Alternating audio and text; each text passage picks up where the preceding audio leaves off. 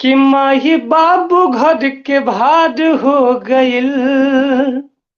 आज के जुग जमाना पे होता कि माही बाबू घर के भार हो गइल।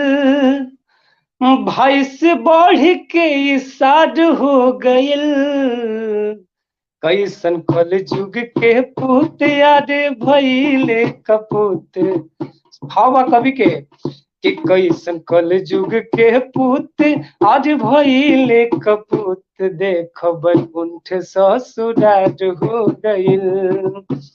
कि कैसन कल जुग के पूत आज भइले कपूत। बैकुंठ ससुरार हो गइल।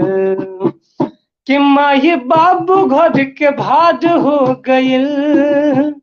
कि माई बाबू घर के भार हो गइल।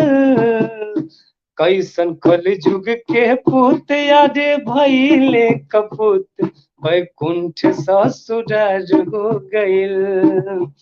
कि कैसन कल जुग के पूत आज भइले कपूत। बैकुंठ ससुरार हो गइल।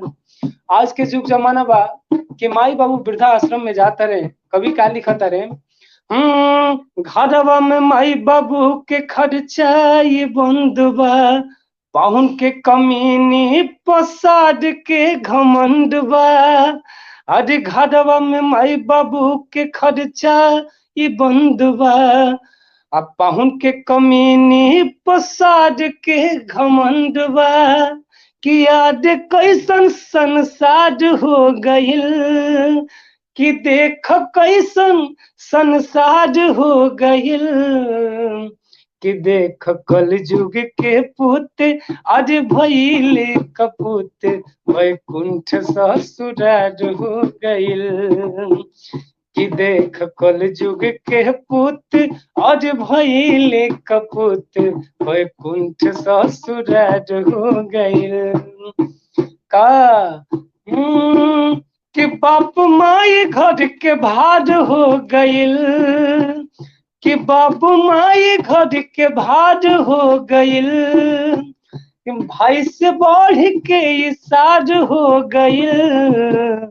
देख कल जुग के पूत आज भइले कपूत।